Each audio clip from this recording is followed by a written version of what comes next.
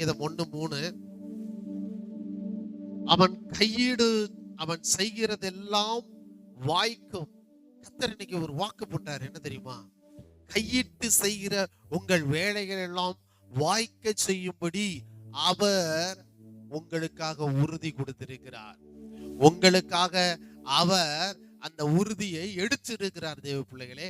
ஆகவே நீங்கள் கையிட்டு செய்கிற வேலைகள் எல்லாம் ஆசீர்வாதத்தை தேவன் கட்டளையிட்டதினாலே நீங்கள் உங்கள் கைகளின் பிரயாசங்களிலே சாப்பிடுவீர்கள். உங்கள் கைகளின் பிரயாசங்கள் உங்கள் களஞ்சியங்களை நிரப்புகிறதா இருக்கிறது. கையை தட்டி நன்றி சொல்லுங்க பார்க்கலாம்.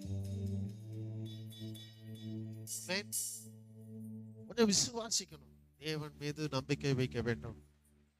டாக்டரை நம்புறீங்க, கடன் கொடுக்கிறவன நம்புறீங்க, அவர்கிட்ட போய் 5 வட்டி கொடுக்குறவரை பார்த்தா ஒன்னு உங்களுக்கு நான் ஒரு 5 வட்டி கொடுக்குற ஆள் இருக்காரு, போய் அவர்கிட்ட போய் வாங்குவோன்னு நம்புறீங்க. ஆனா உங்க களஞ்சியங்களை நிரம்பி வழியை செய்வேன் என்று ஆசீர்வாதத்தை கட்டளையிட்டவரை நம்புங்கள். பணத்துக்கு யாரையும் நம்பாதீங்க, அவரை நம்புங்க. இன்னொரு சாட்சி கூட நான் சொல்ல விரும்புகிறேன். ஒரு ஏழை விசுவாசி பாத்தீங்கன்னா, அவர் கையில காசு கிடையாது, கொஞ்சோண்டு தான் இருந்துச்சு. அவரு இந்த மாதிரி களஞ்சியங்கள் நிரம்பும், என் களஞ்சியங்கள் நிரம்பும், உன் கையின் வேலையெல்லாம் ஆசீர்வதிக்கப்படும் கர்த்தர் சொல்லி இருக்கிறாருன்னு நம்பி அந்த கொஞ்சம் காசை எடுத்துட்டு போய் ஒரு தள்ளு வண்டியை வாடகைக்கு எடுத்து அதுல ஒரு சின்ன வியாபாரம் பண்ண ஆரம்பிச்சாரு பாருங்க. அவர் அப்படி வியாபாரம் பண்ணும்போது அந்த தள்ளு வண்டியில கை வைக்கும் போதெல்லாம் சொல்லுவாராம், என்ன சொல்லுவாருன்னா, நான் செய்கிறதெல்லாம் வாய்க்குன்னு சொல்லி சங்கீதம் 1:3 எனக்கு வாக்கு பண்ணீங்களே ஆண்டவரே, இதோ நான் இந்த தள்ளு வண்டியை தள்ளுகிறேன், இந்த வியாபாரம் வாய்க்க போகிறது என்று சொன்னார். இதன் மூலமா என் களஞ்சியங்கள், என்னுடைய பேங்க் அக்கவுண்ட் நிரம்ப போகுதுன்னு சொல்லி அவர் தள்ள ஆரம்பித்தாராம். பாத்தீங்கன்னா வியாபாரம் அதிகமானது. நாளடைவுல ஒரு பெரிய கடையை வாங்கி ஒரு பெரிய டிபார்ட்மெண்டல் ஸ்டோர் ஓனராக தேவன் அவரை மாற்றி.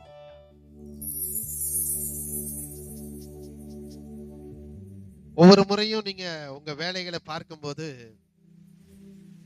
உங்க வேலையை செய்ய ஆரம்பிக்கும் போது சொல்லணும், என் திறமை என் முயற்சியை காட்டல ஆண்டவரே, உங்க ஆசீர்வாதத்தை இந்த இடத்துல நான் பார்க்கும்படி இந்த வேலையை செய்கிறேன் அப்படி சொல்லுங்க. நீங்க என் களஞ்சியத்தை நிரம்ப வழியை செய்யும்படி இதை ஆசீர்வதிக்க போறீர்கள், இந்த வேலையை ஆசீர்வதித்து எனக்கு தரப்போறீங்கன்னு சொல்லி கைகளை வையுங்கள். ஆசீர்வாதங்கிறது ஒன்ன புரிஞ்சுக்குங்க, நீங்க செய்கிற வேலையோட அளவை பொறுத்ததல்ல, நீங்கள் செய்கிற வேலையின் மேல் இருக்கிற தேவனுடைய கட்டளையை பொறுத்தது. தேவனுடைய கட்டளை என்னன்னா, அவன் கையிடும் எல்லா வேலையும் வாய்க்கும். அந்த கட்டளை பொறுத்துதான் நீங்க கையிட்டு செய்கிற எல்லா வேலையிலும் கர்த்தர் உங்களுக்கு ஆசீர்வாதத்தை கட்டளையிட போகிறார். அதை நம்பி, அதை விசுவாசித்து, அதை ஏற்றுக்கொண்டு நீங்க கையிட்டு செய்கிற வேலைகள் எல்லாம் எப்பெல்லாம் அந்த வேலையை செய்ய ஆரம்பிக்கிறீங்களோ அப்பெல்லாம் கர்த்தருடைய ஆசீர்வாதம் இந்த வேலையிலே பெருகி என்னுடைய பேங்க் அக்கவுண்ட்ங்கிற களஞ்சியம் நிரம்பி வழிய போதுன்னு சொல்லி வேலையை ஸ்டார்ட் பண்ணி பாருங்க. கர்த்தர் உங்களை வாளாக்காமல் தலையாக்கி கீழாக்காமல் மேலாக்கிடுவார்.